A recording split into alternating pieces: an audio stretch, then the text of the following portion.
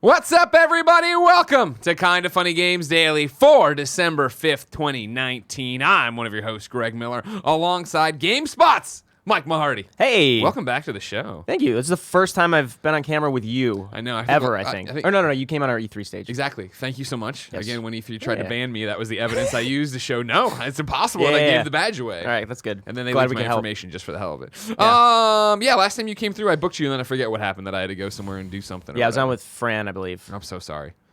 Yeah, You know what I mean? Yeah. God. It's every day with that guy. You know what I mean? In short, like, bursts, Fran is great. No, Sure, just yeah. I love Fran. I agree with that 100%. And luckily, since he's so... anyways. It's not where I was going with it. I know it wasn't where what brings you to town? Just helping out with GameSpot's Game of the Year deliberations. We actually finished our top 10 yesterday. Gotcha. I think we'll be announcing on December 17th. We'll actually say our... Yeah, I was going to say. December 17th, we'll have our, number one. Last year, for people who don't know, we kind of switched to a thing where we have a top 10 games, but we only rank the number one. So it's just here's 10 that we recommend you have to play from this year, but this is our number one collectively. So December 17th, we'll be announcing that. But in the lead up, we're also doing, our favorite Switch games, favorite Xbox platforms, etc.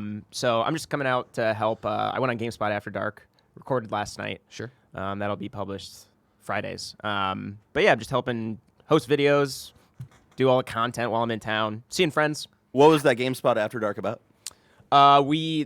Lucy, Callie, Jake, and I just all talked about our personal top 10s. Ooh, interesting. Because it was a chance for us to talk about the games that did not get really brought up much in the GameSpot overall deliberations. So that was nice. Yeah, it was fun. So how heated has it been for Game of the Year over there? It feels like a weird year where I feel like if I was to come in and be like, this is my Game of the Year, and you're like, well, I'm like, I could see that. Yeah. I'm not really going to fight. I feel like, to be reductive, last year sort of boiled down to just Red Dead versus God of War argument for a lot of places. And then one guy's like, Spider-Man. Like, it's a two-party system. Get out of here. Yeah. Spider-Man was my game for most of the year, and then I was like, I think I'll help GameSpot out more if I just pick Red Dead. Exactly. But yeah, no, this year it came down to, instead of 1 versus 1, it was there were 5 horses in the race that people were really arguing for. To say nothing about our decision, my number one is Outer Wilds by a hair over Sekiro. And I know I'm probably not saying Sekiro right, as all of the Japanese-speaking people at GameSpot pointed out a lot yesterday when I was... You're like, I don't care. Yeah. You're like, I'm on the East Coast. They can't even say Mario, so I'm not worried about this. Exactly. I was more interested in just arguing. Yeah. Getting my point across. Aren't we all? Pronunciation, yeah. Today, we're more interested, though, in talking about Phil Spencer saying a whole bunch of exciting things, Dreams having a really good idea, and Rocket League fans being mad that loot boxes are gone, because this is Kinda Funny Games Daily. Each and every weekday on a variety of platforms, we run you through the nerdy video game news you need to know about. If you like that, be part of the show, patreon.com/kindafunnygames. You can give us your questions, comments, concerns, bad PSN names, and everything under the video game sun. Then tune in to watch us record the show live, twitch.tv/kindafunnygames. If you're watching live, you have a special job. Go to kindafunny.com/you're wrong and tell us what we screw up as we screw it up, so we can set the record straight for everybody watching later on youtube.com/kindafunnygames, roosterteeth.com, and listening on podcast services around the globe. The printer is not my friend once again. Printed his thing fine. Yeah, thank you. No problem. And then the next one was just only blue. I ain't got time for this. Also, if you're an audio listener, pull over and open up your iPhone. Portillo's on the set today. He's on the stage, sleeping on a blanket. I brought 2 waters to trick him, and it worked. Yeah, it was perfect. He has a water, and I have a water. Now, will I drink the wrong water, or will he drink my other water at some point? Probably. It's the first time I've met him. Well, how's he living up to the legends? It's good. Yeah. He's a bit sleepier. He's old. Yeah, I know. 14 years he's old. Cute. I've seen him a lot, obviously, but this is the first time me and him have officially met. Jen's out of town on business, so yesterday he came to the office, and he was super excited. And today was the day where he saw me grab the bag, and there was no excitement in him. He was sleeping in his bed. He's like, oh, man, come on, I'm so tired. I have to go into the studio. Don't do this again. I can't take it. I don't work for you guys. Exactly, I know. Housekeeping for you. Thank you to our Patreon producers, Blackjack and Mohammed. Today, we're brought to you by Hims, Tipsy Elves, and Manscaped, but I'll tell you about my balls later. For now, let's begin the show with what is and forever will be the Roper Report. Time for some news. 6 items on the Roper Report. A baker's dozen. But earning his keep once again, everybody, it's none other than Boss Baby Barrett Courtney. Oh, what's up? I had 6 on here, but you brought one to my attention that is actually number 7 now. Ooh. You brought this up from twinfinite.net. The Game Awards will reveal around 10 new games projects. Resident Evil 3 will not appear.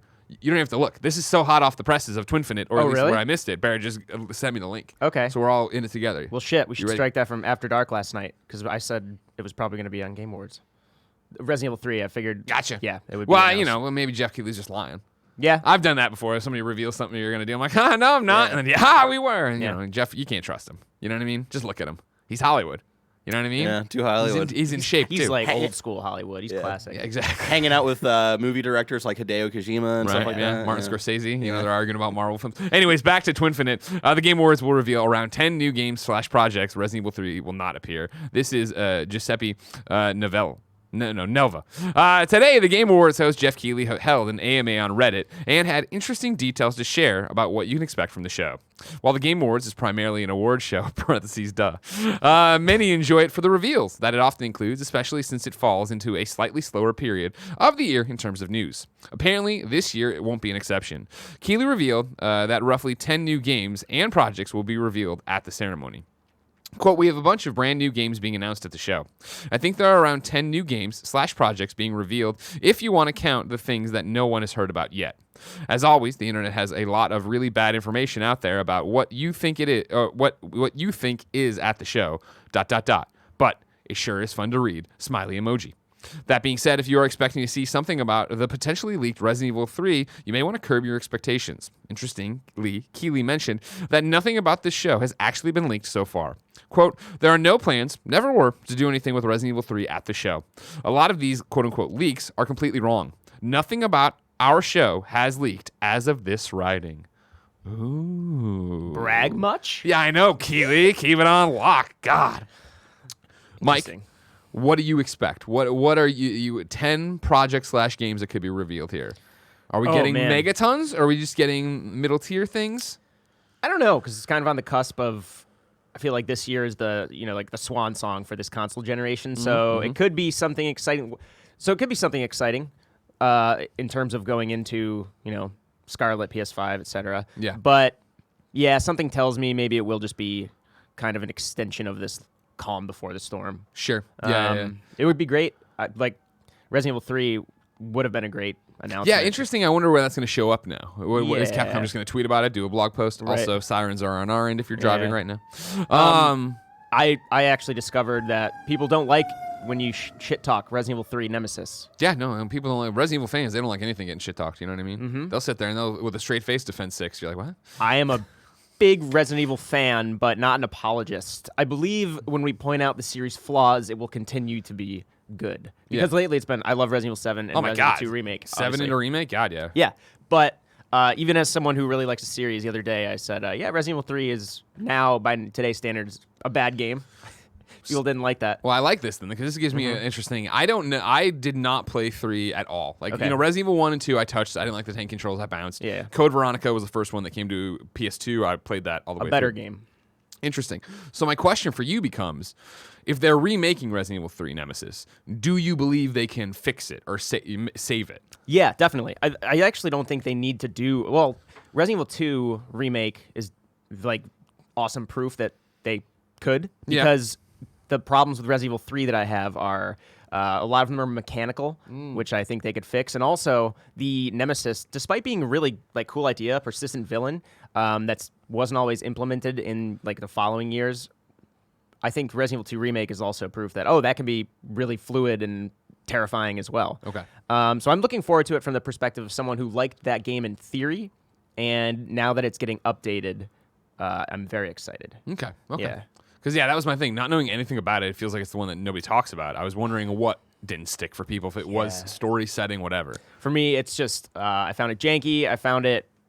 Resident Evil is always it's got that cheese that people love, but that game surpassed that for me and became annoying with a lot of characters. Yeah. Some people will defend the character Carlos. He's showing up in the key art. He's got new hair, yeah. Yeah. That was a big thing. I never liked him that much, but hopefully he's cool now. Hopefully the game's good now. All right, hold on hope.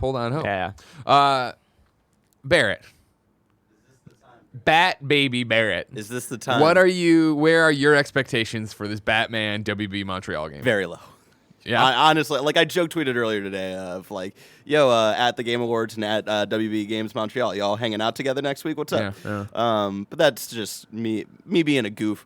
I have no expectations at this point. You want to know? Here's what I predict's going to happen. I'll be there. I'll be hammered, of course. Yeah. You'll be back here. They're doing the reaction stream, right? Hammered, of course. They're gonna do the world premiere. You know what I mean? Yeah. And they're gonna put it up, and you're gonna get the WB logo, and you're gonna start flipping out, and then it's gonna be the Harry Potter game.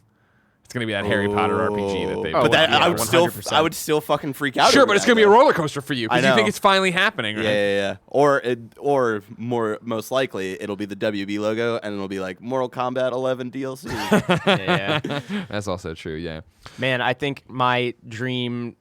It's a running joke that I can't go like 5 minutes into a podcast without talking about XCOM. But Yeah. man, if they Oh, finally announce an XCOM 3, I don't know if. For X's, I don't usually does like big award show announcements. So Sure. I don't think Game Awards would be the venue for that, but that'd be cool. See, that's the thing.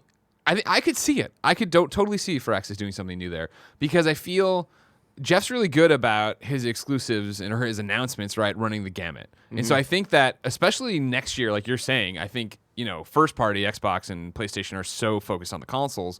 This is that time where for PS4 and Xbox One, right, market penetration and saturation, there's so many things out there you want if you're a third party, your big hitters coming in and doing stuff. So I really do think it's going to be a good mix of, like, we sit here, you can't predict certain things, but so it's like, I bet there'll be a bunch of cool indies. Hey, we've made an indie before that was really big, and we're making another one now, similar like in the Valley of Gods, right, getting announced or something Sure, like that yeah, thing. yeah. Rest in peace. I was just about to say, well, Pour one out. I don't know what's going on with that now. Yeah, right. But, yeah. But then I could, geez, when was XCOM 2 Enemy Unknown, right? Was that the last? XCOM 2, Was the War of the they- Chosen. DLC? Okay. Yeah, okay. the expansion War of the Chosen, which is fantastic. If you haven't played it, go Yeah. check it out. But I mean, like then obviously they've been they had I believe 2, maybe 3 major expansions to Civ 6. Oh, right. Which those were good too. Yeah. But yeah, it's kind of in that rotation. It's time for Jacob Solomon to stop being quiet. Exactly, yeah. It could happen, yeah. Yeah. And then I think you get somebody big, and I think WB is definitely time for them to swing something at the plate here. You know what I mean? Do you think now that we least expect it, now that it's out of our heads, it was a dream that we wanted for a while, but then it got crushed. Do you think now that we're not thinking about it, Persona 5 for Switch? No. Ooh. Yeah, I don't think that you definitely don't tease Persona 5 for Switch before you put out Royal. You got to let Royal get out. You got to cross that finish line. Yeah, You gotta sell I that mean, thing. the Royal news was just a few days ago, right? Yeah, right. True. Yeah. March 31st. 31st? Okay. Yeah. Yeah. It's fair. It's a You good going to play point. again? Yeah. Yeah. I've been wanting to replay for a while, and like Same. March is actually kind of a wait now because I'm ready to replay that game despite 90 hours. I think Yeah. I beat it in 90 hours, Yeah, but yeah. I really liked that game. Yeah. But I never played Persona 4. There was like that. Apparently, there was that. Sorry. I mean, neither did I, Greg. There's It's some fine. sort But of. you've done since then, right? No. I'm going to go over there and break that fucking 3DS Have you beaten Persona 5 yet, Greg? No, but I'm playing canonically, so I already did them. You know what I mean? All right. I did them chronologically, so I've done it. You okay? Okay. Someone last night, actually, when I was with Lucy in the office, and someone on Twitter had made a fake Persona 4 for PS4 account. Yeah. And I freaked out just because I have been wanting to play that game for a long time. I just haven't gotten to it. Have you heard of the PlayStation Vita? I know, yes. Every time I have like There it is access right to there. one. Still the Vito from Debatable a long time ago. Thank you. There it is. There you go, right there. Go ahead. Now that's the one with the proprietary charging cable, so you have to dig one of those out. It's kind of a pain in the ass. Right. Okay. Well, I think if you get a potato and a glass of water, some toothpicks, you can get it going. Okay. All right. Well, thank you. Just think about it. Just think about it. But yes. yeah. So Persona 5, and then I was also the weird thing about 2019. One of the weird things about 2019 was Shenmue 3, Resident Evil 2 remake, and Kingdom Hearts 3. Like 3 of these things which we're just like, oh, maybe they'll never happen. They happen, so now I'm trying to think if I have any more of those like pie in the sky things. Like I don't care about Shenmue or anything, but Sure, but now that like those it have would come be out- unbelievable, right? Yeah, like I'm trying to think of what that would be now, aside from what you guys had already mentioned with WB. That's when you get into, if we're getting into the unbelievable, let's Yeah. cash in on nostalgia, right? Then we're talking about Skate. Where's the new Skate, God. right? Where's the new Road want it Rash? What so Legacy bad. of Kane people would fucking flip out Oh, for. right. Like all that stuff. Yeah. All right. I would love, you know what I would love actually? If now that Link's Awakening is out, and obviously we know there's like Breath of the Ooh. Wild 2 coming. They have to at some point just bring all the Zelda. I know it's like harder, This is a easier good said pie than in done, the but sky. I bring know where like you're going. put Wind Waker, put even like the Majora's Mask Ocarina of Time 3DS A Zelda remaster collection just for put 'em on Switch. Hell Yeah. yeah, man. simple. No, it's not. I know it's not simple. Nintendo Twilight will do Princess. something. Nintendo will do something big. Yeah. You figure. Is it going to be a new Smash character? Is that it? They just tease that. That's probably more likely. Something Like Animal Crossing Norman related. Reedus. Norman Reedus and the Funky Fetus. Yeah. Yeah, he's the funky fetus. There hasn't been a direct for a while, has there? No, well, they did that Smash one where they Yeah. ran through whoever. I feel like fuck the last came big to one fight it. was when they like confirmed the new Animal Crossing release date. When's for- the release date? It's the same day as Doom Eternal, which is March something, right? March 28th. Or no, wait, wasn't it right around Cyberpunk? You get like It's April 14th. No, that's April- April 14th, 2001 is when Animal Crossing came out. My apologies. Little off on that one. Little fuck that one over. I remember people making jokes about like, oh, you can slay demons and then cyber samurai, but you can also like go Build a house. build a house. Yeah, I'm actually playing my first Animal Crossing Ooh. Right now? Yeah, I Why started, didn't you wait? I don't know. I just never came around to it. I started New Leaf, kind of actually like at my parents' house over Thanksgiving. March 20th, 2020. Gotcha. Okay. I knew it was March because Yeah. March is just insane. Yeah, like so. This is the question I have for you. Like, we're excited to play Persona 5 again. Do you think you'll realistically stick with it the entire way through, with all of these other games coming out in March, April, and May? Realistically, no. Yeah, In theory, yes. yeah. That's what. I'll go on what I record want. saying yes, but no. Not a chance in hell. I mean, but even I'd the love to first try. time through that game, like of its very few flaws, I would say it's like there was like I could have done without 2 of those palaces. So now they got the whole new. I was under the impression that the new character would be a new playable protagonist, but it's kind of cool that she's like an actual new party member, and I think Yeah. maybe she has like a palace related to her. Oh, I'm not interesting. positive. Okay, That'd be cool. okay. Even though, like I just said, that they had too many. It palaces. was really just that space station, dude. The space Yeah. station was a little I much. forgot about the space station. Yeah, that one sucked. Yeah. Once I was finished with Futaba's Palace, I was like, all right, I feel like I'm ready to end this game. I love that game. I don't mean to Same. crap on it. No, a you're good fine. I'm the same way. I played 35 hours, had a great time, and I was like, I gotta go. Yeah. I'm enjoying this, but I gotta go. I still listen to the music Oh, sure. weekly. Fuck I'd yeah. say, Nano Biologist writes in and says the last big Nintendo Switch Direct was on September 4th, 2019, and focused on Luigi's Mansion 3 and Pokemon Sword and Shield. Right. Okay, that makes sense. And then Nano Biologist also says Persona 5 Royal is adding a new palace, a new semester updates, and 2 old palaces, including boss fights and major combat updates. 2 whole palaces.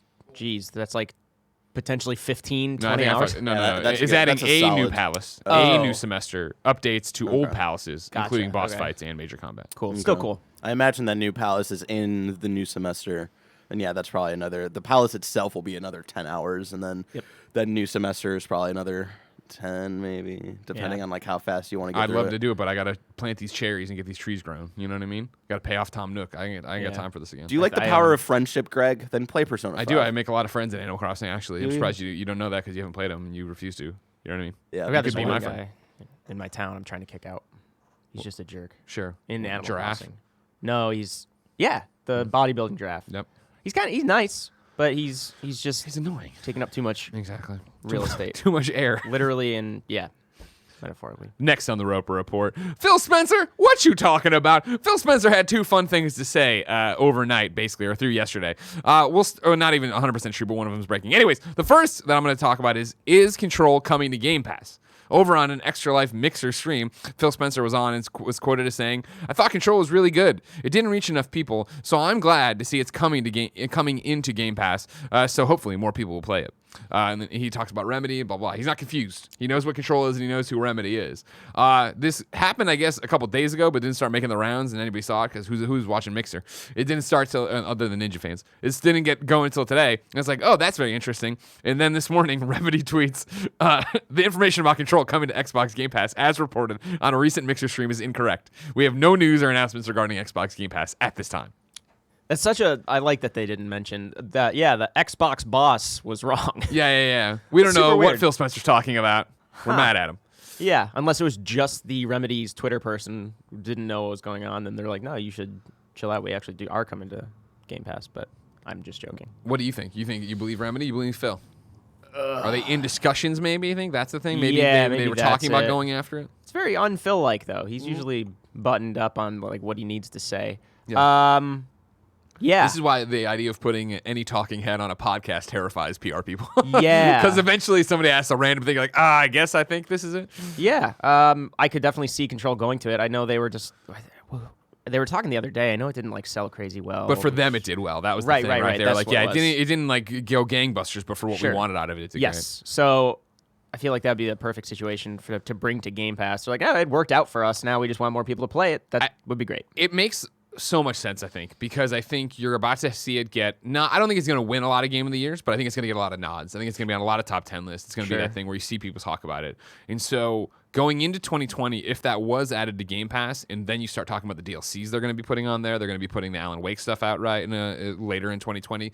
That is a great chance to get people in on, oh man, I've heard about this game, I want to actually give it a shot, and then I know now I'm going to pay money now that I'm inside of it. Oh, absolutely. The people I know that game is such a masterclass in world building. The people that finished it and just wanted more. I'm trying to remember the last time I remember people being this excited for like DLCs. Sure. Aside from I don't know, like Smash characters or something. Of course. In terms of actual. But like a narrative single player content, adventure, right there, you're like, oh man, I can't wait for more of this. Yeah. And like they said, is it Q1 Alan Wake will be out, or have they even said that? When they put up that blog post that was about it. Right. I know there's not like an actual date. I don't. Yeah, I forget what. Here we go.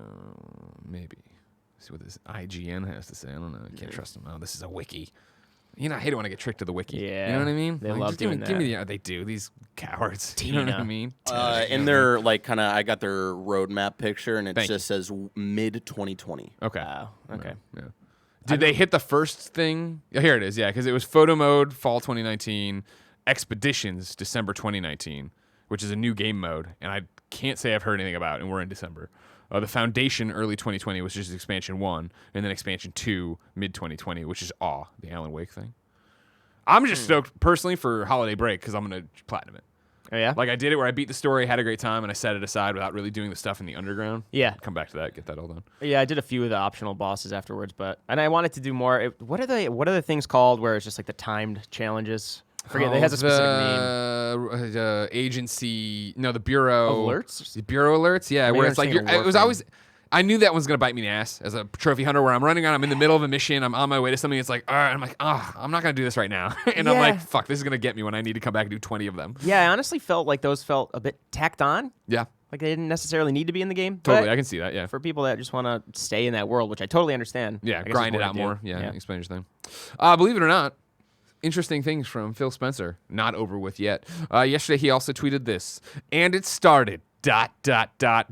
This week, I brought my Project Scarlett console home, and it's become my primary console. Playing my games, connecting to the community, and yes, using my Elite Series 2 controller. Having a blast. Great work by the team. 2020 is going to be an incredible year. Mike, that's how close we are. That he's taking these things home. Do you understand that? Yeah, I'm getting anxious. Anxious about what? Excited. Okay, excited. Like a good anxiety. Okay, good. Okay, yeah, good. Just like, oh man, I think it's probably just one of those things. Like, it's gonna be a crazy couple months at work. Yeah. Oh, dude, we talk about this all the time. Tim and I have been planning 2020 for us. Like, it's gonna be insane. From the start of 2020, with the games we're getting, the things we're doing at Kind of Funny, the new consoles, like it's gonna be full tilt the entire time. I've only been at GameSpot for one console launch, the really? Switch. Yeah. Oh wow. PS4 and Xbox were trucking along by the time I joined in 2015. So this it's will a be fun time. Yeah. Yeah. It'll be exciting. You like traffic, you're going to get a lot of it. That's the best part, you know what I mean? It's always good. Nobody's watching this show right now. Nobody gives a shit about things in December. But in January, we come back, and we're like, this is what's happening. We're like, but then I pull out a Scarlett. No, I'm just joking. Yeah. If only, right? Yeah. The Merry Nano Biologist writes in and says, what's up, Greg and Mike? So Phil Spencer has started to use the Scarlett as his primary console. So, should we expect an official announcement soon? It seems to be very well timed with the Game Awards, and that the head of Xbox is now using this console in a state that it can be used in a home setting. Also, are fans like me reading too much into this in the context of marketing, or could you imagine a site like both PS and Xbox unveiling their consoles together on the Game Awards stage together? Should we actually be excited for this? That now that it's in a state that can be the head of Xbox trusts enough to publicly announce that he's using it regularly. I mean, it would be him saying that would hold a lot more weight if he also didn't just say that Control was on Game Pass and then it was disproven. It would be cool to see like a team up on stage like what was it, E3 2 years ago? Game Awards last year was when all three of the people. Game Awards, yeah, right. Where it was Reggie, Phil, and Sean. If there was a place to do that, I guess it would be here. But no, I don't think you're reading way too much into it. Yeah. There's no way that would happen. That'd be awesome in this merry world of video games. But I don't even think even Xbox and Scarlett, they would never come out and say on Game Awards, here it is. You want to own that moment. You want to build that moment. You want an arena full or a stage filled with Xbox fans and press there and all this other stuff. Do you think there'd be any announcements at Game Awards where they're like also coming to Scarlett? I do. Yeah. I would predict that yes. Will they say Scarlett? Will they say PlayStation 5? Or will they say the next generation? Coming to all consoles and there's going to be fudgy facts out there, I think, because if you're making new announcements, I don't think all those games are coming in or at least the first half of 2020. No, you're gonna get there and you're gonna want to leave that door open to be on stuff. Sure. I wonder. It's always that thing. Will it just be cagey? Will it be that they put it up and they're gonna be really when they people try to pin these developers or PR people down? Yeah, you could announce an Xbox game, say it, like coming to the most powerful console in 2020. Yeah. Coming only to xCloud and beta and all this other stuff. Who knows? I should you expect an official announcement soon for Scarlett? No. I mean, soon, yes, but 2020. Like, nothing's going to happen in December that they're going to be like, here it is. Here's what's happening. I think Game Awards will just be games. Yeah. I think with what Jeff was saying was on Twinfinite. Yeah. Would they were well, he was on an AMA. Right. And from the Twinfinite article, like based on, he seemed pretty open about the fact that obviously, we're going to have a lot of game things. I think he would also.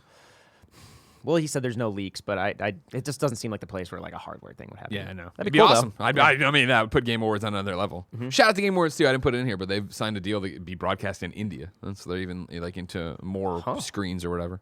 Cool. Speaking of more screens, Gregory. Number 3 on the Roper Report, Nintendo Switch has added a bunch of games to their online membership. A Nintendo Switch online membership includes access to a growing number of Super NES and NES games, perfect for retro fans and adventurous modern gamers alike. On December 12th, 6 more games will be added to the Super Nintendo Entertainment System Nintendo Switch Online and Nintendo Entertainment System Nintendo Switch Online collections. For Super NES, you'll get Star Fox 2, Super Punch-Out, Kirby Superstar, Breath of Fire 2. For NES, you'll get Chrysalis, and Journey to Silius. These new additions expand the Super NES library available on the Nintendo Switch system to 24 titles and the NES library to 50 titles for a total of 74 classic games. To celebrate the inclusion of the 50 NES games, Nintendo is offering a 50% discount on a set of Nintendo Entertainment System controllers that are compatible with the Nintendo Switch. That's good. That just makes me think like, okay, well, I would love them to bring like newer Nintendo games to Switch. You want some of that in 64? You want some of that GameCube? I just can't get Zelda off my mind now because, like I said, now the more I talk about it, the more I'm like, that timing would be perfect. And Barrett was just well, also like Zelda's on my mind because you were saying you were replaying them all this year. Yeah. And you were talking about Majora's Mask, my favorite game ever made. So I was. What a smart man over here. Thanks. Barrett over there is like, oh, I don't like it. It's too stressful. It is stressful. That's the game. It's not a bad game. I just like that. That's not what I look for in a Zelda game. It's just fucking stressful. Man, you know what isn't a stressful game at all? Animal Crossing, and I don't know why you won't play it with me. See, Doom's coming out that day, and I have this bet with Imran that Doom's going to sell more than Animal Crossing. Okay, so if it's doing a bet, and that's why you're promoting one game, I get it. That's fine. I can live with that. You have a bet that Doom's going to sell more than Animal Crossing? Yeah. And so are you playing Doom to try to add that one? Yeah. Okay. I was really drunk when I made that bet. Rigging the polls? He won't even take a code for it. I'm like, do you want a code? He's like, no, I'm buying it. So I got to get on that MPD. I got to help out. All right. I like that. Put numbers on the board. Every time they announce this, it's always like, oh, man, cool. And I mean, I'm a subscriber, and I'm always like, man, I never play any of these games. Yep. Every time I'm like, oh, my God, that just triggered nostalgia. I can't wait to play that again. Then, of course, I'm just playing Warframe. Yeah. Oh, wow. Yeah. Or, I don't know, XCOM 2. Are you a big Warframe guy? Yeah. That's awesome. Yes, very much so. Actually, starting this year, and now I don't shut up about it. Actually, one of the cooler things that I've had the pleasure of making at GameSpot was this documentary about Warframe that went up a couple months ago now at this point. But Jake Decker, myself, editor Max got to work on some cool stuff. We interviewed like Reb Ford and the team there. That game's just fascinating to me because I didn't even get into it until January, and now it's going into it's like in its 7th year. I know, it's been around forever. I remember the first time. I remember when I doing demos of it when we were still at IGN. I was like, oh. Yep. And now like the rest of the games industry is kind of catching up to that it has just recently caught up to the free-to-play ongoing games model, and obviously things like the Division 2, or that's not free-to-play, but it's, like ongoing games like Anthem. Definitely pulling from it, right? Of like, here's our roadmap, here's what you're getting, here's how we're going to keep you engaged. Yeah, whereas Warframe is having the problem now. It's like, hey, these veteran players have been playing for 4,000 hours. What do we do? What does endgame look like for that? And there's a fair amount of people that have, especially like the founders who, like paid for that game back in 2013 early access. They're saying like, sorry, 2012 early access now. Man. No, it's 2013. Sorry. But they'll correct you if you're wrong. Yeah, thank you. Or confirm. And now I'm fascinated with that game just because what can other studios learn from Warframe, and then vice versa, what can Warframe take from something like, I don't know, it's brand new and a little bit different, but like Borderlands 3, I think the end game was actually fantastic in that game. Yeah. I thought that game was just more of Borderlands, which was great, but then when I got to the end game, I was like, oh, they actually do some really cool stuff.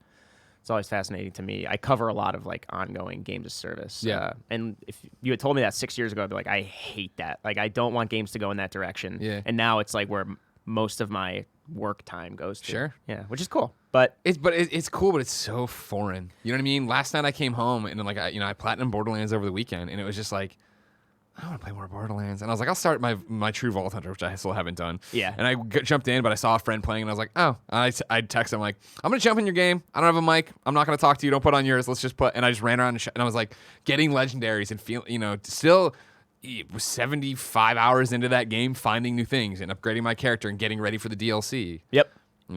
It is. I think that's why people are excited for DLC for like Control, because that's a very like classic story DLC that's going to release. That's a very classic formula. It's almost like that's like an old school approach now. Totally. Which is funny. But I got into Warframe this year, and now I don't shut up about it. Okay. It's not perfect. Should everybody play it? Yes. Okay. If only just to have that kind of like frame of reference for what else is going on in the games industry. Warframe is, I think. What makes it stand out, you think? Because, I mean, people are trying to catch up and do what they've been doing for so long. What's the 60-second pitch on what Warframe is and why it's great? Warframe is an ongoing sci-fi third-person action space ninja game where Sold. the ability, the way you build your character is very unique in the sense that you get to mod them, and you're not just like it's not like a Diablo 3 when you're upgrading people. It's not even a tree really. You get these mods, and the way you can build your characters is very varied. It actually kind of makes you think like a game designer. There's like math involved. It's not tough math. It's not. You don't have to, but the game is complicated. It's complex as hell. I think half of learning Warframe is being on the Warframe wiki, which again, when I say it out loud, that doesn't sound fun to me, but it becomes that like new language you're learning. Sure. But that game, I would say, respects your time more than I would say any other ongoing game I play. Okay. And I know, again, like there's endgame veterans who would disagree with me, but I'm not 3,500 hours in. I'm like 800. But chump change. Yeah. You know what I mean? Who cares? And people will, like, veterans would laugh like 800. Oh, totally. Yeah. Well, that was always my thing with 16. My thing with DC Universe Online, where I'd be like, oh yeah, I'm putting 900 hours into it, and like to people who've never played it, they're like, that's crazy, and then to the actual people are like, you're a fucking child, you don't know anything. Yeah, and also Warframe, I will say the community is, as cliche as it sounds, the community is awesome. It has its sore thumbs, but obviously. I would say like that, and like Rainbow Six Siege, there's some bad eggs in that community, but also like people will help you out. And Warframe, like there's where I'm on like the Giant Bomb Warframe Discord and everything, and like there are some great communities built around that game, because again, it's like 7 years old now, but other games are still catching up to finding out what they're doing right, in the sense that it's free, but also you're getting your money's worth. And it's one of those games where when I do pay for things, I'm like, the developers deserve this. Yeah. That's always a good feeling. Yeah, definitely. Yeah. Moving on to number 4 in the Roper Report. But a quick aside here, Barrett, I love that you put Porty on the front screen. I don't know if that was a request from Twitch or if you were just like, I'm gonna get creative, but there you go. Double Porty right now across the sky for you on the YouTube version. Number 4. Guess what, everybody? I can't believe it, but Dreams is doing something cool and interesting and neat. Dreams has announced the Impys and also the end of early access, even though my phone corrected it to end kind of funny early access. It confused me. Sorry about that. No, yeah, on my phone I write kind of funny so much I just made KF go to kind of funny. Right, yeah. But my phone and fat fingers always when I go to of make okay. indicate. Anyways, from a PlayStation blog post written by Abby over at Media Molecule. So, we'll be celebrating the best of early access Dreams content during our live Twitch stream extravaganza with special guests, fancy clothes, and all the awards show trappings you'd expect. They're calling it the Impys. Now, of course, we're going to need some help from you, the Dreamers, to nominate the best of the best. So check out the categories below and start making your short list because nominations are now open. That's right. Follow the link over there on the PlayStation blog for your favorite creations and creators from Early Access. The categories for the Impys are Creator of the Year, Dream of the Year, Best Visuals, Best Narrative, Best Sculpture. This goes on like Song, Animation, Gameplay, Curator, Character, Sound Design, Voice Acting, Funniest Creation, the Aw Award. Oh, wow, it's so cute. Most Improved Dreamer, Hidden Gem Creator, Hidden Gem Dream, the Wish I Had Thought of That Award, Community Star, Most Helpful Dreamer, Favorite Streamer. Some of those there at the end, actually from creator on, are voted on by the community. After the nominations are in, we'll be publishing our own shortlist for each category in January, and then asking you to vote on the Hidden Gem, Community Star, Most Helpful Dreamer, Favorite Streamer, and Wish I Had Thought of That awards. The winners of the other categories will be voted on by a panel of Media Molecule developers and special guest judges. We are truly excited to celebrate all of the amazing creations in the Dreamverse with you on January 26th, and we'll have a stream full of fun and surprises. Now, you may ask, does this mean early access is nearing an end? Yes, it does. The last day you can purchase early access will be December 7th at 3:59 p.m. Pacific time. Anyone who has purchased early access by this date will still be able to play Dreams after the 8th and will upgrade to the full version of Dreams when it launches for no extra cost. At the studio, we've been collecting all the feedback, fixing the bugs, and working to make the full version of Dreams the best experience for everyone. Those who want to play, those who want to create, and those who aspire to learn. Some of that work includes adding a non-motion control scheme for the game, helping new players learn to create, more tutorials and how-to content for players of all skill levels, improving existing features like community jams, the home space and Imp quests, and adding more content, including our first piece of storytelling in Dreams, Art Stream. We hope you're going to love it. I love all of it, and our early access players deserve a huge mega thanks for joining us on this journey. Mike, I've talked about it a lot on this show, right? And every show when I talk about Dreams and Media Molecule. Mm-hmm. Media Molecule, such an incredible studio, so talented, so artsy, so weird in a time when PlayStation isn't that weird anymore. PS3 PlayStation was weird as fuck. Yeah. PlayStation 4 PlayStation quickly turned into, fuck, we got all these exclusives and we don't need to worry about anything. We're making more money than God. Yeah, let's just milk it. Dreams being lost in this space, this is not the first step by any stretch of the imagination, but I think one of the biggest steps I've seen of Media Molecule being like, we need to own this and we need to show them why. An award show like this is such a great idea. Yeah, and well, speaking of blind spots in games, I have not touched Dreams yet. Mm-hmm. The last time I played it was at like a demo at E3 like 4 years ago. Sure. And the game, in theory, and it, like from what I've seen, is just so cool in every way. And like something like this, I don't know, it's enough to pull me into it, but also like ending early access, I think like the timing thing is perfect. They know what they're doing. Yeah. I don't know that it's enough for like to finally pull me in, but I don't know. I think it's a really cool idea of I want to watch this, right? Because I think it'll give you such a great menagerie of what's happening there. It's like a greatest hits kind of exactly, because that was the thing. Even when it launched in early access, I was like, okay, cool, got it. I'm like, I don't want to create anything, so I'm going to wait for people to make things, and then I'll jump in. And then you wait too long, and there's a million other games to play, and you forget about it, right? And it is that conversation I've had with other guest hosts who are just like, wait, Dreams isn't Dreams out? Like, what are we talking about? You're like, no, what kind? It's half this, it's half that. The idea of one show that's going to be, bam, here's everything that's happening in this, and the best of the best, what you can actually see and go. It'll be interesting, and you imagine it ends with them announcing when the full release of the game is. Yeah. They're cutting it off here, in 2 days on the 7th. This is on the 26th of January. Once that happens, you imagine that show in the middle of it, end of it, whatever. They're like, here's when it's full-blown coming out. And if it's any other video game in 2020, it's got to be March, I guess, because that's just when they're going to send everything. Maybe I'm just in like awards mode from being in town again for GameSpot stuff and everything, and the game talking about Game Awards. But I wonder if they'll hit, because they're kind of like right now, if they were to release super soon, which it doesn't sound like it's going to be super soon. Remember, I do, just as an aside, I think there was a rumor, and Barrett, if you don't mind giving a Google while we talk, a rumor of it coming in February. I thought there might have been a leaked thing that happened that we talked about. Which game is this? Dreams. Anything they can do to avoid that march of get death. the hell out. You need. I mean, that's the thing about this is like, I talk about this all the time. I don't know how you make a commercial for this game. I don't know, even when it's, hey, here's the other half. The first half was the early access, make whatever you want. The other half is, hey, Media Molecule made a game here. Even showing that in the imps and the weird thing, the fact that every level or game or whatever you want to call it looks so different, I just don't get how you put that up during an NBA game and have people go, oh, yeah, that's cool. Yeah, how do you put a visual identity or marketing to something that purportedly is about making anything? Yeah.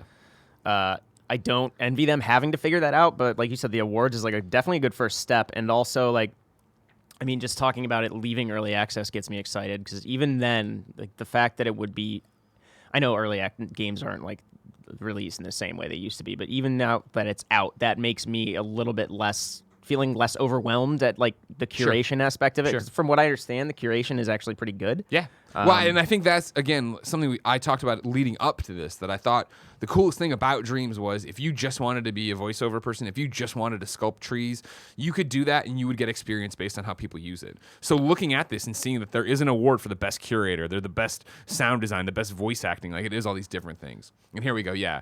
So your comicbook.com has an article up here where they're taking a Shop 2 Net tweet. Dreams release date announced and releasing only on PlayStation 14th of February 2020. Thank you to Nano Biologist Thank for you, sending Nano me that Biologist, list. as always, of course. Yeah. Well, Valentine's Day. So yeah, I think that makes perfect sense that at the end of on this January 26th, the thing ends, and you're like, guess what? You don't even have to wait a month. It's going to be here in no time.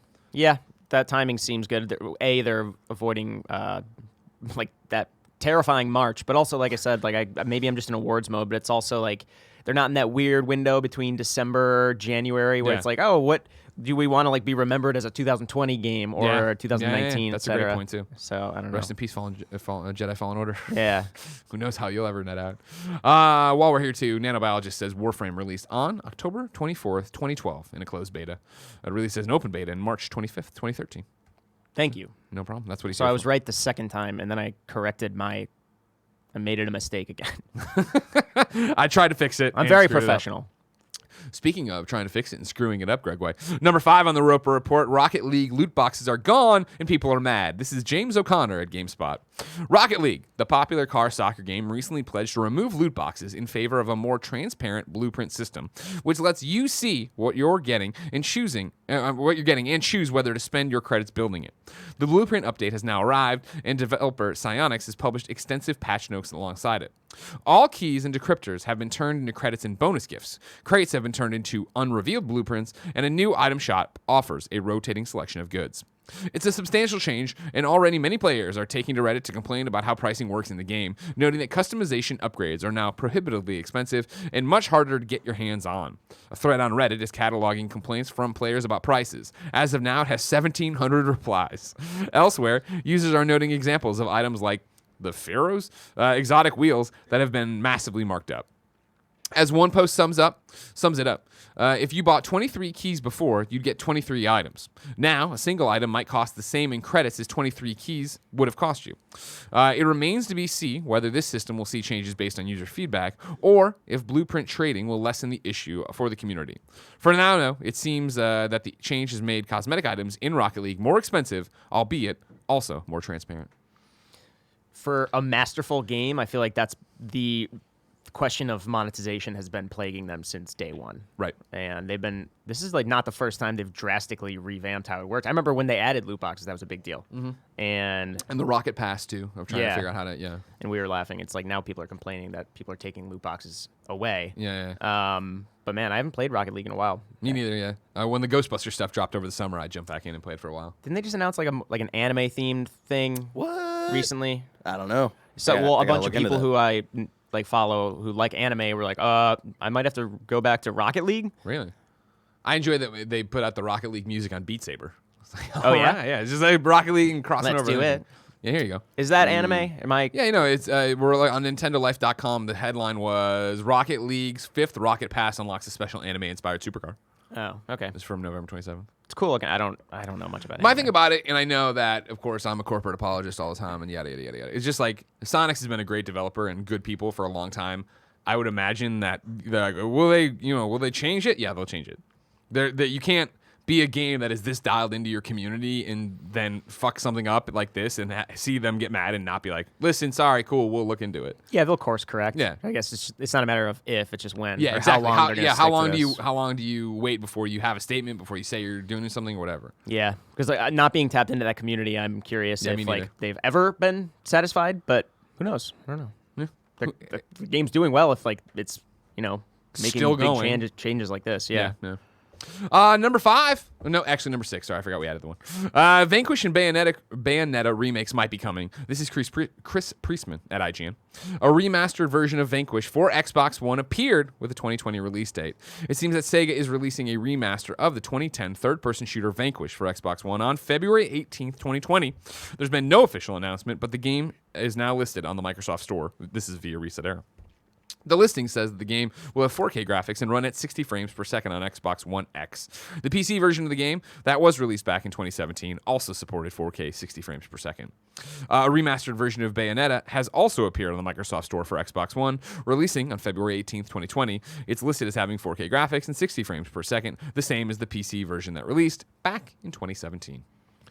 Now, worth pointing out, of course, this was before Jeff Keighley said nothing's leaked.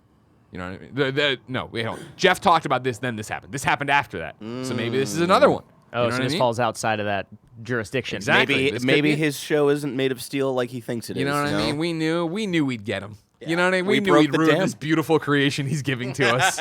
We knew we'd eventually get through him. What's going on with all these digital stores? Resident Evil 3 appeared on PS, that was PlayStation Store, right? Yep, that's Briefly. where in the back end, yeah. Microsoft Store, same thing. What's going on?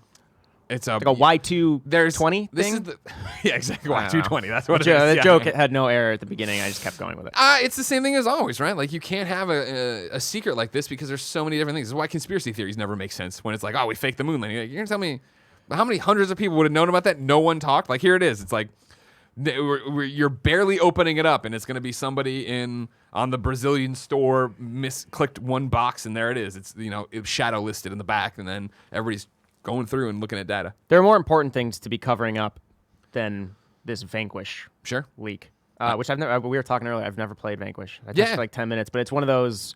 That's one of those cult classic that people mention all the time. Like, oh, you should play it. It's one of the best feeling games ever. Yep. So Yeah. That was the thing. Is it was like I think the one that really put Platinum on the map for so many people. And I remember it's funny. The IGN article ends with them quoting the review, and they hyperlink to it. And I was like, I know this is Clements, and I clicked on it. It's like, yeah, Ryan Clements review from like 2007. I'm like, Yeah. I remember him doing this, and I remember starting Vanquish like you multiple times.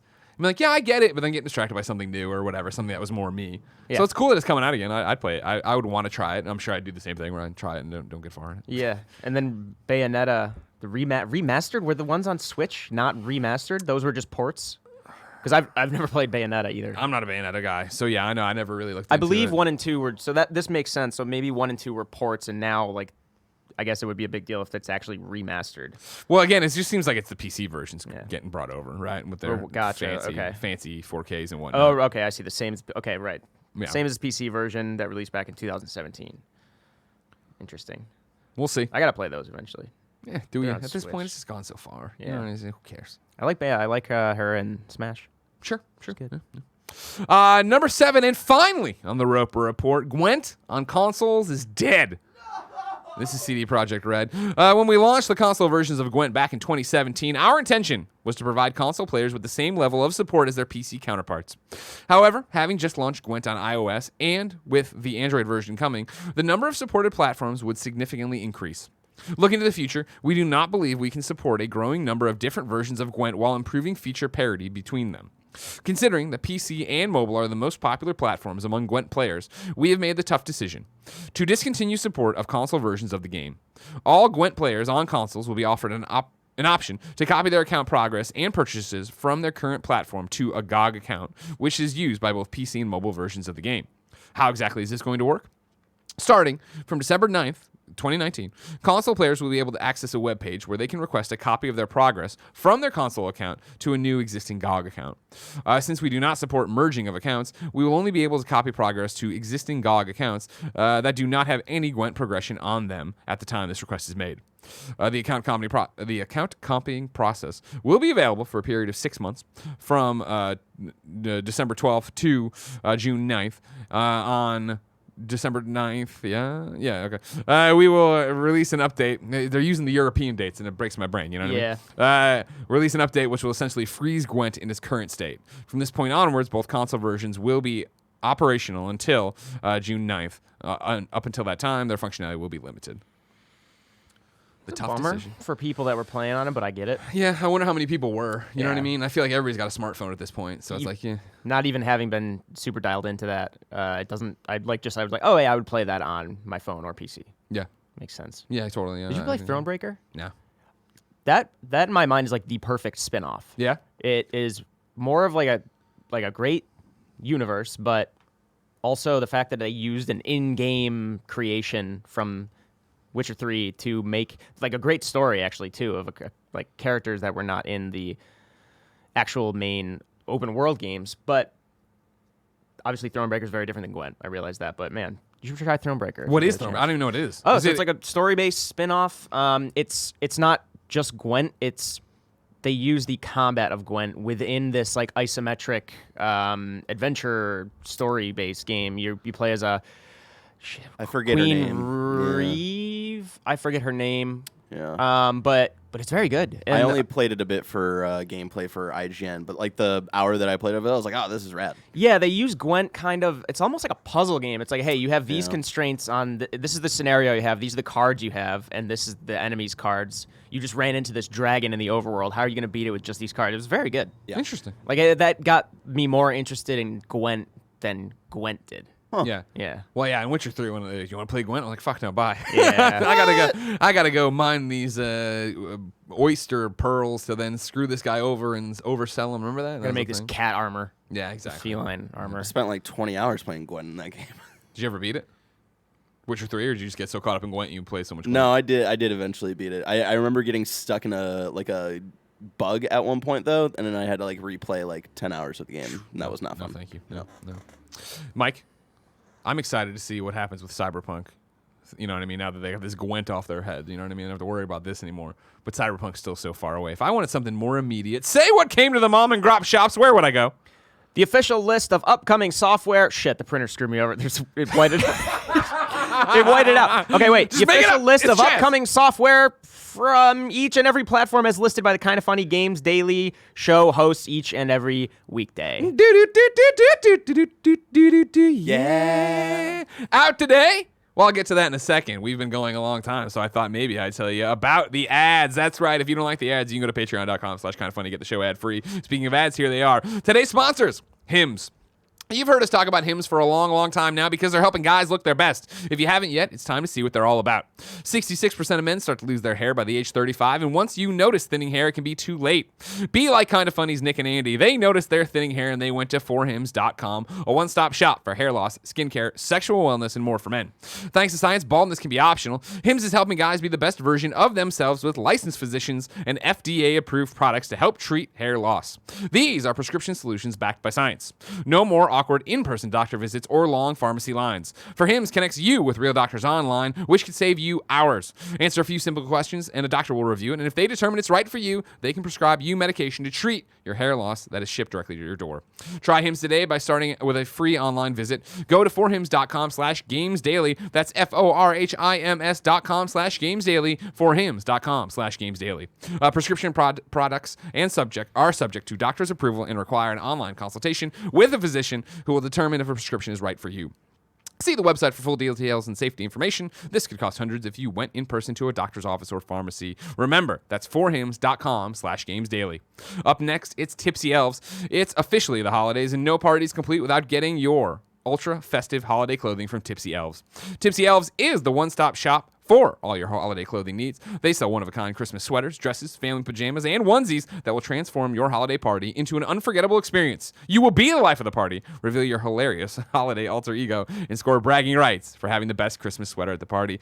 You've heard about this, ladies and gentlemen. You saw yesterday I made Blessing wear the Tipsy Elves coat, the Santa coat. I love it very much. I put up like 9 photos of it on Instagram because I really do appreciate it. And I got invited to another Christmas party last night, and I'm going to wear it there. Spoilers for Allie if she's watching. Wow. You grabbed your microphone to say wow. Thanks, Barrett. Leaned up out of his seat. I know, right? He got in. Deck the halls with one of Tipsy Elves' outrageous Christmas sweater designs. They're one of a kind, seriously high quality, and crazy comfortable, too.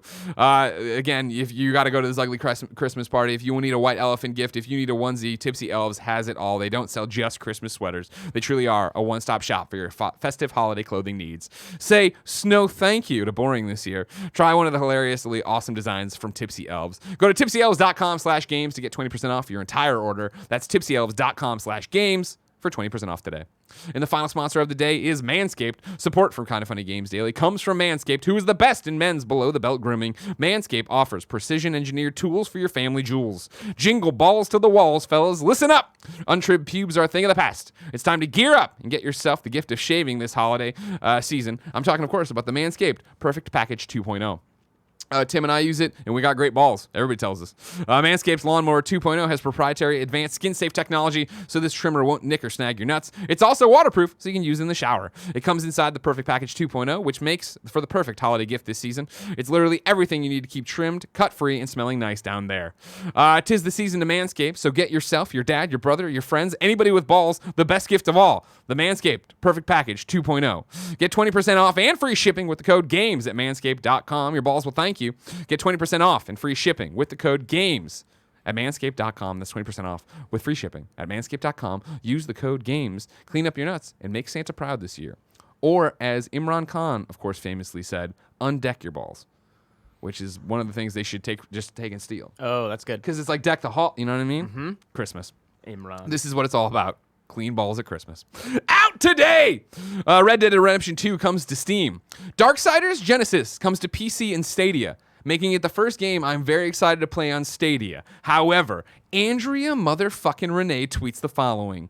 Darksiders Genesis is the first new game to launch on Stadia that I have any interest in, and it's $10 more than the PC version. I mean, come on, man! And Steam is offering 15% off for pre-ordering. Where is my pro discount at Google Stadia? This is a big get for the platform, and you're gonna do us dirty like that?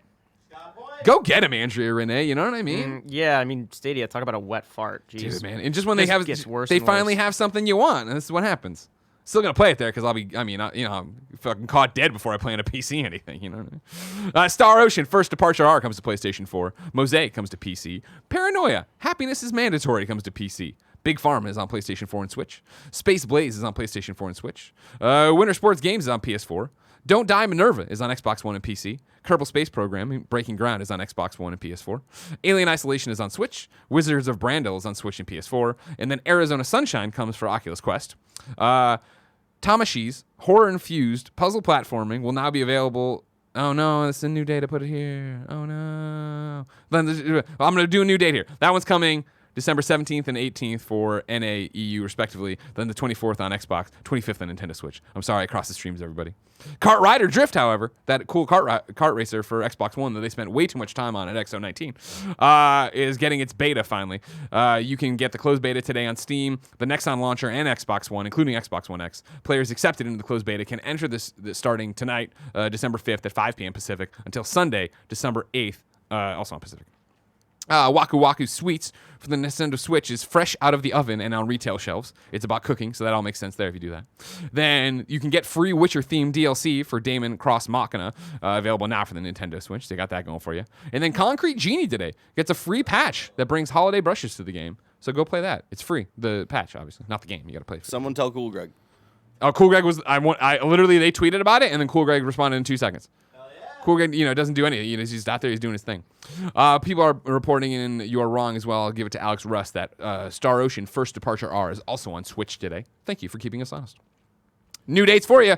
Killer Be Killed in last year After Dark. It's launching December 10th on Steam. And then Persona 5 Royals Heroes. Join the quest to save the future in Another Eden, The Cat Beyond Space and Time, the story-driven JRPG for iOS and Android from WFS as part of a free permanent crossover premiering internationally on December 11th. Greg, it's The Cat Beyond Time and Space. What did I say? Space and time.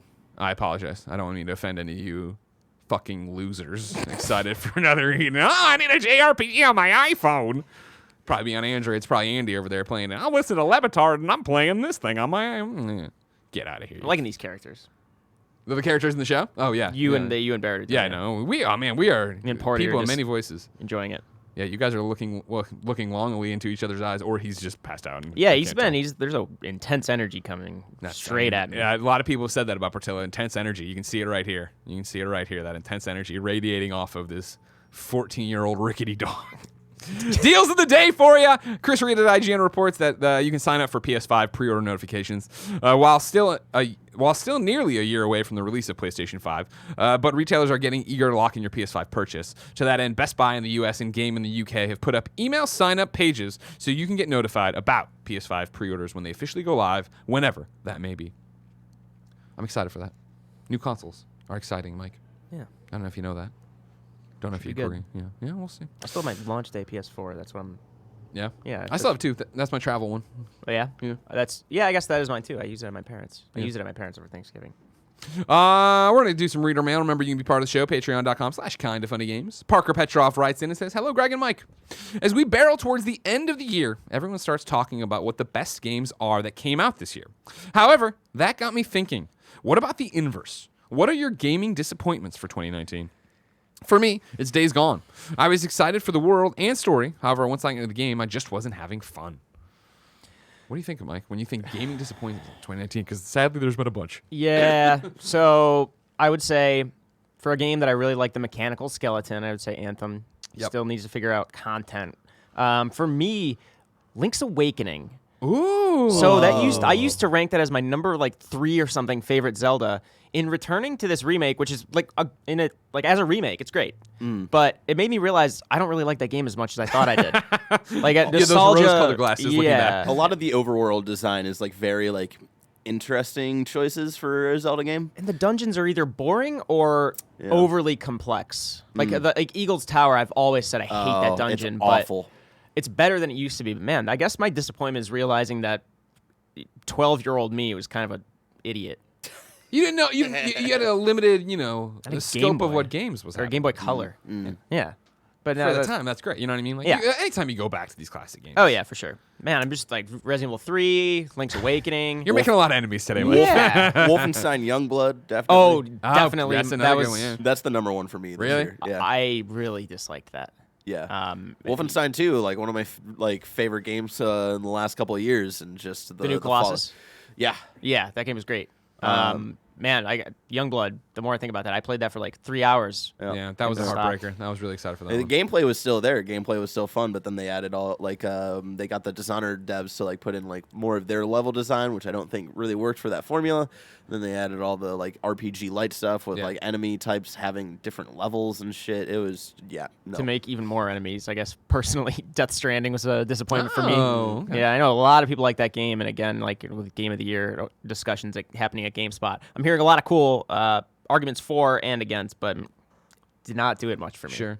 To piggyback off Parker, for sure, Days Gone for me. Yeah. I love Sony Bend, and it's not that the game was horrible or anything, but I didn't have fun playing it. Yeah. And it had Sam in it, who's a friend of the show, and all this other stuff. And from a preview I had done of it, I was like, this game fucking slaps. And then you got there and oh man, spread out over fucking never-ending 40 hours, it did not slap for me. And I know that's an interesting one, because I remember it seemed like the majority of critical consensus is lined up on that one, right? Of it's not that great. And then I know people did love it. It's a very, very interesting thing of the difference between the audience and the critic. I actually think I like that game more than most people. I'm on the positive side of that. But to kind of echo what you said, I didn't play the whole thing for 40 hours. I played 15. So maybe it just didn't wear off yet. And I think that was the thing too. And I think it's an interesting, I'd love to have someone actually do some kind of post-mortem study and interview thing with it, because I do wonder how much of having that deadline on top of you and be all right, cool, I'm going to beat it tonight. Oh my God, there's another fucking map.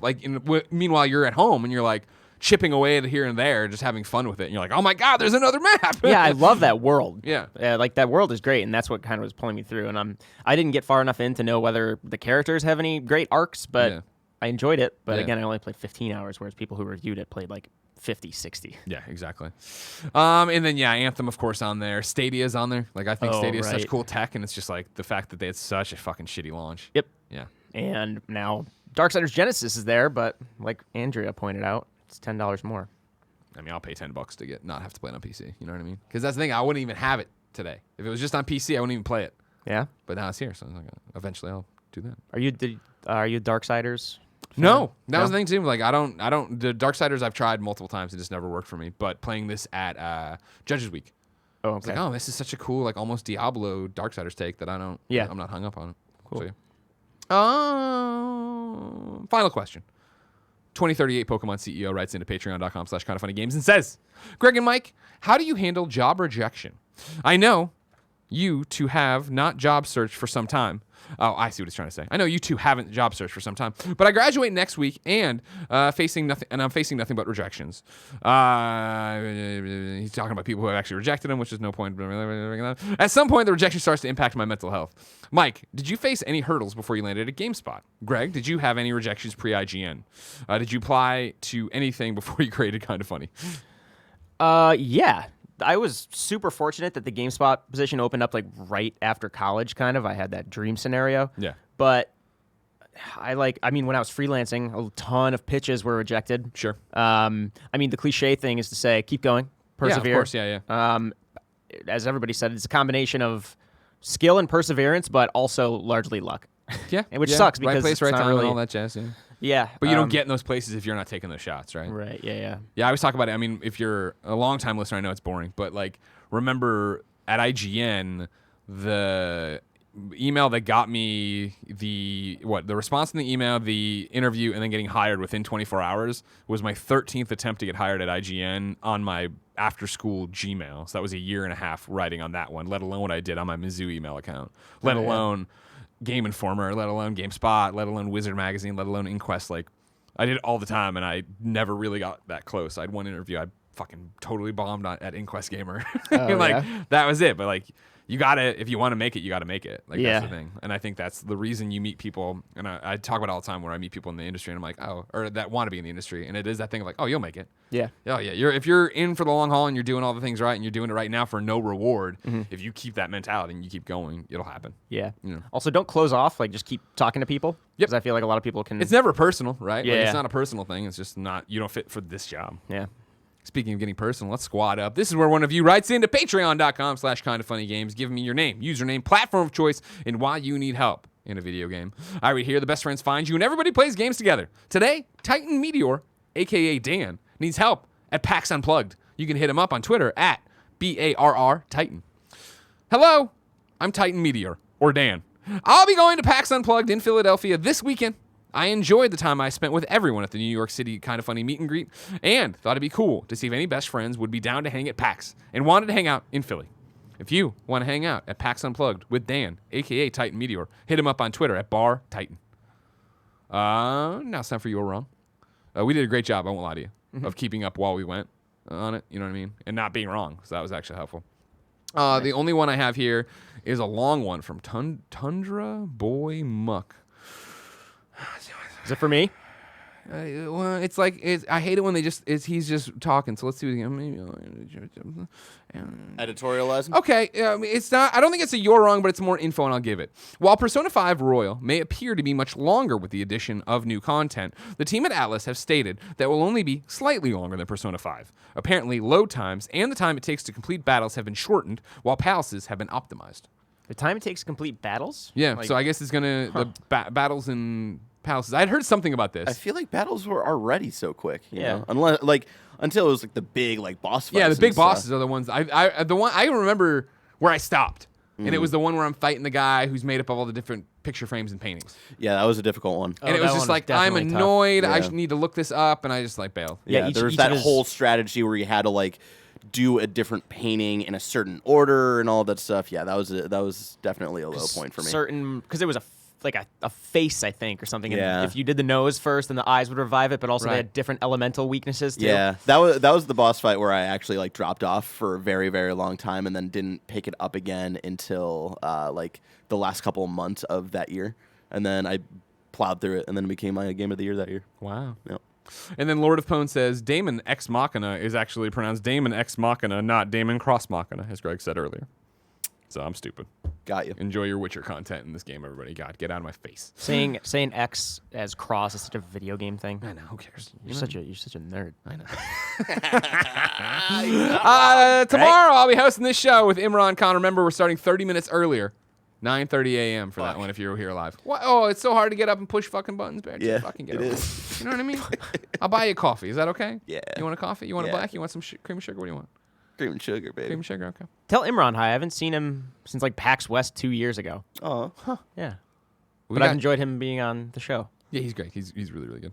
If you want to hang out, though, today, Thursday, 2 p.m., he's going to be on the Kind of Funny Games cast with Fran, myself, and Tim Gettys. Patreon.com/kindoffunnygames if you want to see it live. If you don't, you can get it, later. But it'll have, like, ads in it and no pre and post show. But, like, you know what I mean. You know how this works. You understand. Mike, you're amazing. Thanks for having me. Where can people keep up with you? I'm over at GameSpot and Giant Bomb pretty often now, too, on the East Coast. The Beastcast every once in a while, but yeah, we just GameSpot.com on our YouTube channel, and I'm on Twitter. The normal The places. usual. Yeah. I'm not really. I don't have a Facebook anymore. Nah, then who Don't needs friend it? me on Facebook Don't because try, I don't man. have one. Yeah. But yeah, no. GameSpot's Game of the Year stuff. Number one game will be revealed on December 17th, but in the lead up to that, over the next week and a half or so, a couple weeks actually, I'm losing track. I saw this was 20 days till Christmas. It's crazy, that freaked right? me out. Yeah. Yeah, we'll be announcing all of our Game of the Year awards and the games that GameSpot collectively recommends. And yeah, I'm over there pretty often. It's my job. Yeah, I think I got to keep the lights on. Yeah. All right. Ladies and gentlemen, this has been Kind of Funny Games Daily. Remember, each and every weekday, variety of platforms, all the nerdy news about video games you want to know about. We'd love it if you went to patreon.com/kindoffunnygames, kicked us a few bucks, and contributed to the show. However, if you can watch it for free, twitch.tv/kindoffunnygames, youtube.com/kindoffunnygames, roosterteeth.com, podcast services around the globe. We love and appreciate you. Until next time, it's been our pleasure to serve you.